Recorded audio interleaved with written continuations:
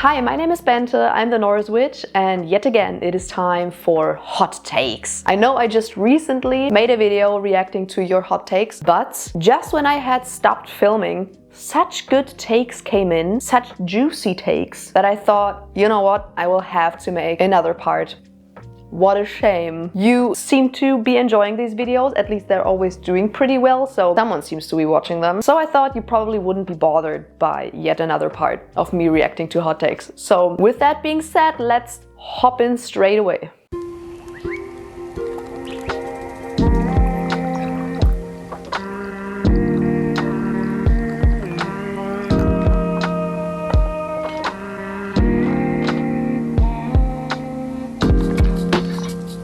Okay, starting out strong. People be calling anything witchcraft just so they can call themselves a witch and completely disregard the history, meaning and folklore behind witchcraft.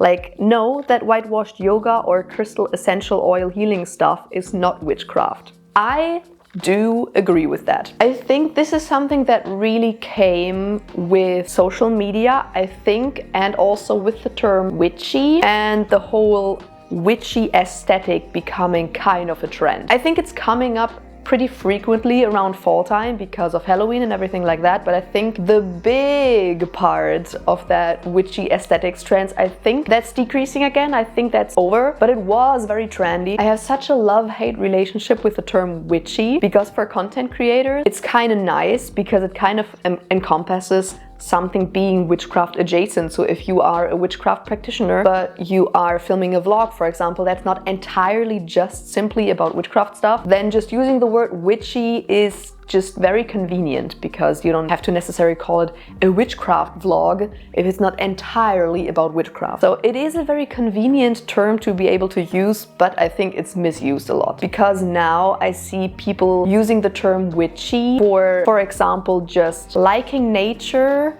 and journaling and then maybe lighting some incense. That's not witchcraft. That's not even witchy. Like lighting incense and journaling, that's not even witchy. But yes, I agree that a lot of people just like the aesthetic, and I mean there is nothing wrong with that. I like it as well. There's nothing wrong with liking the aesthetic, but the thing is that I think a lot of people probably don't even realize that being a witch is an actual thing. There might be people who know that and who don't really care about it, but they think the witchy aesthetic is cool, or like the thought of being a witch is cool, so they want to call themselves a witch. But I think there's also a lot of people who just don't really realize that witchcraft is an actual thing and that there is actual witches out there. So they just call themselves a witch because hee hee ha ha. But I think on another note, I think there's also more widely magical practitioners out there who want to call themselves witch. I don't know why. This term witchcraft has kind of developed into an umbrella term for so many different magical practices. I personally don't agree with it being an umbrella term, but I think some people like to use it as such. And I think there's also people who are magical practitioners and they know about witchcraft and they for some reason want to call themselves a witch, probably because it's trendy, or maybe because they can't find an alternate term. I think there are so many magical practices out there that are not witchcraft, but that don't necessarily have a label. So I think some people also just resort to calling themselves a witch because what else are you calling yourself? But I agree that people shouldn't do that because, yeah, by now, witch, witchy, witchcraft, all of those terms, they have lost the substance a lot. And I agree, the important part about witchcraft is the folklore and the history behind it. And if people just start calling everything witchcraft and witchy and witch, then in the end there's nothing left anymore that really describes what it actually is. I think I've talked about it quite a lot already, that I don't think every magical practice is witchcraft. I think witchcraft is one magical practice, one specific magical practice, and not an umbrella term for any magical practice. I don't think that everyone who works with energy is a witch. There's not really a set definition, and I think that's the problem. Okay, I have a two-part one. More of a pagan take, but from one reconstructionist to other reconstructionists, it's tiring when we want to engage with other pantheons, but then we get bombarded with a huge list of do and do nots. I absolutely do wish to approach gods with respect and in their customs and historical contexts, but it's daunting to have a lot to work with all at once. Time and room space are also so scarce for us today. Please just let us take it one step at a time. Maybe I'm a little bit guilty of that. I mean, I do talk a lot about the fact that if you want to start working with deities from a specific pantheon, you should learn about the culture and the customs and the lore of the culture, and you should also learn about the history and everything like that. Don't just get a book on the gods and goddesses and then just dive in straight away. But I do agree that it is a lot of work. Did I know every single thing about pre-Christian Scandinavia before I started approaching the Norse gods? No, I didn't. I'm still learning. And I think I will never be done learning, especially because academics still find new things over and over again. So I think we will never stop learning about it, and you can't expect to know every single thing before you hop into the work. I think there is a specific degree of knowledge that you should have before you dive in, but I don't think that you have to be all-knowing. That's not even possible. I'm not all-knowing, and I'm writing a book, so who am I to judge, you know? I agree to that. I love that this person does want to learn and knows that it's important to learn about all of these things, but yeah, I agree. You can't do it all at the same time. That's just not possible. I think if you have like foundational knowledge, then it's fine, you know? It's just like, don't watch the Marvel movies and then from there think that you can start working with Loki, you know, because that's not accurate representation and you should do actual research before you do anything. But I guess that person already knows that, and I think I have mentioned that in quite a lot of videos, so this one seems interesting. There is something about online hexing or cursing that I find way too ridiculous to be fazed by. I understand if they have access to your DNA or something physical, but the idea that you never know who is hexing you via online, I don't understand how people give power to that. I agree to a degree, if that makes sense. I think it also depends on what you define as hexing and cursing, you know, is unconsciously putting the evil eye on something. Do you think that's hexing and cursing? You know, it kind of depends. Because I do think you can unconsciously, without knowing it, without doing it on purpose, you know, project something onto a person that you see on the internet, just like you can do it to someone you pass by on the street. You also don't know that person. So I think that is possible, but I think it is way harder. And also just in general, hexing and cursing someone, yeah, without having like a proper DNA tag log of them. I agree that this is way harder to do like over an ocean or something if you've just only ever seen that person on the internet. Maybe you don't even know their proper name, you don't know where they live, you don't know their birth date or anything like that. I agree that it is way harder. Do I think that it's impossible? No. But I think the chances are very low that this will ever happen to someone. Especially if you are just a normal person, maybe posting something on Instagram from time to time, not even showing your face or something. Or you're just a person who's like uncontroversial, you know? You're not out for the drama. You're just posting your normal day-to-day stuff. I think then it's very unlikely that someone will try to hex or curse you over the internet. And I think that there is a lot of fear-mongering, unnecessary fear-mongering out there about people hexing and cursing. I do think that it's possible to do so, like if you have someone's name and their birth date, where they were born and also where they live, like all of that personal information, I think then it is possible, but I think it's very hard. I think actually properly hexing and cursing in general is kind of hard, but doing it to a person you only know through the internet, I think that is especially hard. Not impossible, but very hard, and I don't think that a lot of people would actually want to expend the energy necessary to do that. Because again, if you are a normal person existing on the internet, people have better things to do than hex or curse you. If you are a person who constantly starts drama with other practitioners, then maybe if you piss someone off long enough or hard enough, then maybe they will actually put in the effort and do that. But if you're not that kind of person, I think it's very unlikely. Oh, this one is interesting. Too many content creators are beginner level only because that's all they know. I mean, I would agree that there are probably content creators who are beginner level because you don't necessarily have to be more to be a content creator. Who says that you have to have, I don't know, 10 years of experience to be able to become a witchcraft content creator? It's perfectly fine to be a beginner content creator. The only problem would be if you then, without the experience, start talking about stuff that you know nothing about. That's, I think, the only problem. If you are a beginner and you are a content creator and you stick to what you know, perfect, no problem. There are a lot of people looking for beginner content, and there's also a lot of people looking for the actual practical aspect of beginner witchcraft. So being a beginner as a content creator is no problem at all. And I think there are probably a lot, because why not? If you start trying to teach people advanced stuff you know nothing of, that's a problem. But I don't really think there's anyone like that. This take seems to either think that you shouldn't be a beginner witch as a content creator, or seems to imply that some people who teach more advanced stuff are actually beginners. Which, I mean, you don't know anyone's practice. We're just people on the internet doing our thing, and just from watching our videos, you have no clue what our practice actually looks like. So I think this is kind of petty, honestly. And I don't think there's anything wrong with beginner level people being a content creator. Again, as long as they don't pretend like they know more than they actually do. Okay, this is interesting. I like when I get some that I don't agree with. My practice is super important / personal to me.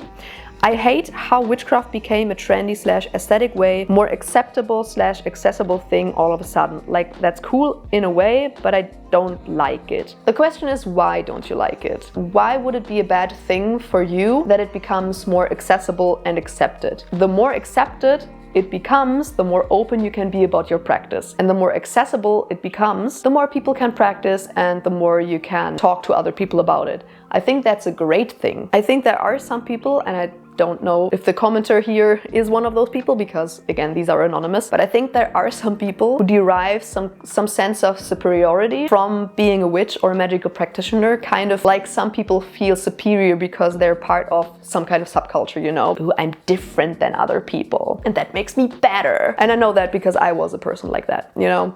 I derived some kind of sense of superiority because I listened to like alternative music and stuff like that. So there are definitely people like that, and I think there are a lot of people, not only witchcraft, but in general in the magical sphere, who dislike that witchcraft is becoming more popular and also more accessible and accepted, because that takes away their sense of superiority, because all of a sudden it's acceptable. All of a sudden that doesn't make you edgy anymore. As you might have guessed, I disagree with that take. The only problem that really comes with it is that, as I already said, it kind of waters down what witchcraft actually is. So I think that is kind of a problem, but only if people don't really take it seriously enough. I think in the end, as soon as that like witchy aesthetic boom is gone again, I think people will return back to what witchcraft actually is. So I don't really see a huge problem with that, but I am also not a person who derives, again, a sense of superiority from being a witch. More so, oftentimes I feel a lot like an outsider in a negative way than a positive way because I'm a witch. Yeah. I disagree with that take. I only became a witch because it became more accessible. And you are probably also only a witch because it became more accessible. Because most of us are witches right now because Wicca became accessible. So who are we to say that it shouldn't become even more accessible when we only became witches because it was accessible in the first place? I don't know. I'm not a gatekeeper like that. I think it's cool when more people become witches. Ooh, this one is cool. There are no universal truths in spirituality. We can't prove that energy as we intended in spirituality is even a thing, so we shouldn't shove down everyone's throats our own bias. Anything can be true if we're talking about magic because we cannot objectively measure it. That do be very true. That's why I always try to really make sure that people understand that when I'm talking about how I believe magic works, that I'm only speaking of my own beliefs and not a fact, because we don't know how it works for a fact. We all believe different kinds of things, just like we all believe in different afterlives, you know. We cannot prove that we will be reincarnated or that we're going to heaven or hell, or that we're going to Valhalla. But there are a lot of people out there who really make it seem like this is a fact. Funny thing is, when I started out my practice, I tried to research a lot about astral projection, the astral realms, everything like that. And I think I bought like 3 or 4 different smaller books about the topic and on how to astral project, what you have to do and what you have to be cautious of, etc., etc. And every single book stated the author's experience and beliefs as fact. So much so that I was so confused after I read all of the books, because I tried to cross-reference, and every single book had vastly different things and had vastly different instructions on how to astral project. But every book was so much about like, this is the fact, this is the truth, that I was so confused afterwards. With anything about spirituality, we should always make sure to talk about it in a way that emphasizes that we're talking about our own beliefs and not facts. You don't need anything in caps besides research to get started. Spell can be written in dirt as long as you have the right intention. I do believe that is true, yeah. I agree with that.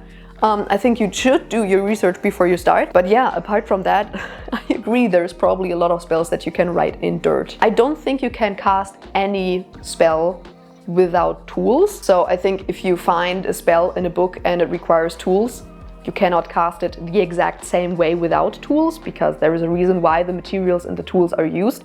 But I do think that you can do anything and manifest anything without tools. But then it's just a different kind of spell.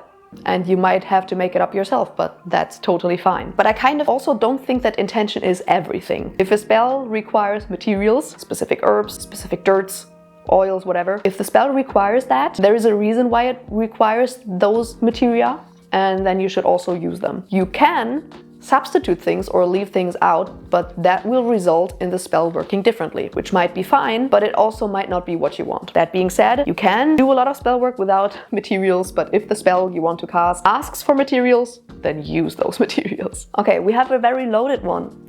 Divine femininity and divine masculinity are repackaged gender roles. Tired of seeing that bullshit everywhere online in witchy spaces and Christian spaces, it's so harmful. I think that's a very loaded hot take, especially because at the moment this thing of like feminine energies and masculine energies, and you have to be in your feminine or you are too much in your masculine, that is being used by those like treadwife and alpha male influencers so much at the moment. Alpha males are like, oh, women have to be in their divine feminine, because if they are too much in their divine masculine, in their masculine energy, then they won't attract any males and things like that. It's so dumb and so stupid, because yes, I totally agree in those cases. It's just repackaged gender roles, because those people have no fucking clue what was originally meant by divine masculine and divine feminine, because I know those things from a standpoint of active and passive energy. There are more active energies and there are more passive energies. I do agree with that. It was just labeled in a very dumb way, because the passive energy doesn't necessarily have to do anything with the female gender. It doesn't have to do with being feminine at all. A lot of men have a lot of passive energy, and also every single person has both. So I think they were just labeled in a very unfortunate way. And I know, of course, that's like a product of its time, but at the moment, a lot of people talk about it that have no clue what it's actually about, and they are, yes, just using it to talk about gender roles, and that's just totally dumb. Gender is a human construct and has nothing to do with energy. In that way, I agree with it, and I think we should not necessarily use the terminology anymore, like the terminology of divine masculine and divine feminine, simply because people will always confuse it with gender, and it has nothing to do with it. Oh, interesting. Many people stop practicing once they realize witchcraft is largely therapy. I don't really agree that witchcraft is largely therapy. That's very much wellness woo-woo magic, and I know that exists, and it's totally fine that that exists, but I would not agree that that is witchcraft. I think witchcraft is very much a different thing than this like wellness, shadow work, kind of therapy magic, which again, there's nothing wrong with that, but I wouldn't agree that that's witchcraft. By saying that, I would also say that witchcraft is not largely therapy. It's the same as like when people say you have to do shadow work, and shadow work is a very important part of witchcraft. I wouldn't agree with that. Therapy, shadow work, everything like that would be very helpful for, I guess, every single person on the planet, but it doesn't have anything to do with witchcraft. Yeah, don't really agree with that take. Ooh, I keep getting afraid of Norse pagans who are loud about ancestral religion, because it's often barely veiled ethno-nationalist gatekeeping. And they will be the first to yell at me about having no right to worship Odin. I agree. I totally agree with that. There's so many influencers also on Instagram doing reels right now who are always like, oh yeah, this is the religion of my ancestors and it's my blood and blah blah blah. And I mean, yeah, that might be true for those people, but also pre-Christian Scandinavia has been a long time ago. If you're talking about it being ancestral, wow, I don't want to know how many people have like a tiny little sliver of Scandinavian blood or like Anglo-Saxon blood or wider Germanic blood. You know, it's like, it's such bullshit. Like, it has nothing to do with your ancestors. It has, I mean, sure, ancestor work is an important part of Norse paganism, but you don't have to have Scandinavian, Icelandic, in general Nordic ancestors to be able to be a practicing Norse pagan. That's just complete bullshit, and it has nothing to do with your blood, nothing like that. If you are interested in the religion and if you respect it and you do your proper research, then you are allowed to practice it, period. And there's just a lot of people who, I don't know, they just border, I agree, who border on this. It's not necessarily nationalistic for those people, because if you would ask them, they wouldn't say, oh, you have to be Swedish, you know, or you have to be Norwegian to be able to practice. It's just, it's in more wider xenophobic and racist. Because it's like, where do you draw the line, you know? If you are, I don't know, let's say you are a Swede and you think you have to be of a specific nationality to be able to practice Norse paganism, where do you draw the line? If I am from northern Germany, from the part that was Danish for the longest time in history, am I allowed to be a practicing Norse pagan? Are other Germans allowed? Because Norse paganism and Germanic paganism are so close to each other. Are all British people allowed because of the Anglo-Saxons and that being very, very close? Like, where do you draw the line? It's just stupid and dumb, and usually it's just xenophobia and racism and nothing more. And whenever I talk about it, I get so angry. Deity and spirit work should not be started until you feel comfortable in your ability in discernment to know if you're working with the intended deity and spirit. Oh, do I agree with that? I kinda do, because it's much safer, you know? Because if you don't know who you're talking to, that could go very wrong. I think it's pretty unlikely, but still it could. I tentatively agree. The thing is, I think there's a lot of fear-mongering out there about spirit and deity work, and people saying you have to be like an expert and very advanced before you can start spirit and deity work, and I don't agree to that. But being able to properly vet a spirit or a deity, or to be able to differentiate between them and to be able to figure out who you're talking to, I think that doesn't hurt. So I guess I agree with that one. Okay. It is still possible to culturally appropriate from open cultures. Open practices still need to be approached with respect, and it is still incredibly important to educate yourself on their history and cultural background, even if your ancestors are from there.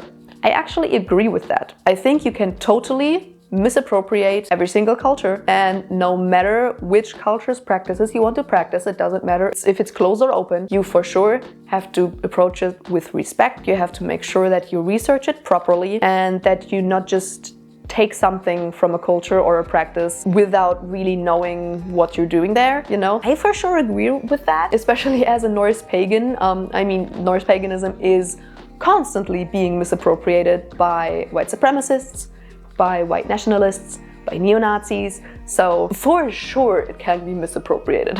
Okay, we shouldn't be posting pics or videos of our altars. Not only can other people with malicious intent use them, but they are incredibly private and should remain that way. I disagree with that. First of all, other people with malicious intent can use them. In what way? They're not physically there. So no, they cannot use my altar. That's just not really a thing. They are incredibly private and should stay that way. I mean, that is your personal belief. If you think your altar is a very, very private thing and it should stay that way, then go on and don't show it on the internet. But that's a subjective personal opinion. That's not a fact. That is something that anyone can agree or disagree with. I personally don't think that my workspace or my altars are very private. My ancestor altar is in the middle of our corridor, basically. It's right next to our side entry. Everyone who gets into our house sees that altar. It's really nothing private. I'm not ashamed of it. I don't have a problem sharing it, so I do share it. I don't really see a problem with that. And I don't think people can like hex my altar or like pull energy from my altar or anything like that. That's what protection spells are for, you know? If anyone wants to try to put anything like hex my altar or whatever, or like pull energy from my altar or whatever the fuck, go on and try. and you will see what happens. I mean, if you think it's private, then just don't show yours. But like, that's not a general thing. That's not a fact. That's your own belief. It's fine to have that opinion, but that only applies to your private altars and not everyone else. And apart from that, when it comes to people with malicious intent, that is again what protection spells are for. I don't like when people automatically ask for book recommendations. Content creators are not the ultimate authority on what a good book is for all topics. Plus, you don't need to have read every book on a topic before you can practice it. We as a community encourage people to become armchair magicians. Yeah, that's true. I mean, who am I to say what a good book is and what isn't? We always just spout our own opinions, and you might totally disagree. We are different people, and a book can be very, very good for one person and then totally unusable for another person. So that is very true. In general, I think there is such a huge emphasis on like, give me the books, give me the books, give me the books. And I don't really know why. I mean, sure, it's always interesting to get more research material, but then also you can just as well Google the topic that you're interested in and then look at other people's recommendations and look at reviews online from other people. You know, if a book has only 2 stars on Amazon or whatever, and it's probably not a good book. I guess that's just like a thing with parasocial relationships where people think, oh, that person is on the internet and has a lot of followers. That means that that person is very knowledgeable and knows everything, so I will just trust their judgment. When in fact, they should probably look at other people's reviews and ratings more, because if 4,000 people say this book is bullshit, then it's probably bullshit. Whereas if only one person, random person on the internet says this book is bullshit, what weighs more? One person on the internet or 4,000 people on the internet? But the funny thing is, book hauls and everything like that, they always do so well. I don't know what it is about books that is apparently so important for the community. I don't know. All right, since my camera is overheating, I will stop it right here. If you want to see more hot text videos, as always, tell me in the comments. If you did like this video, which I really hope you did, make sure to subscribe and give a thumbs up and ring the bell down below so that you're notified whenever I upload a new video. Feel free to check out my Instagram to keep up with my more personal shenanigans. And if you want to support this channel, then of course, as always, check out my Patreon and my YouTube membership. And I will see you in another video. Bye!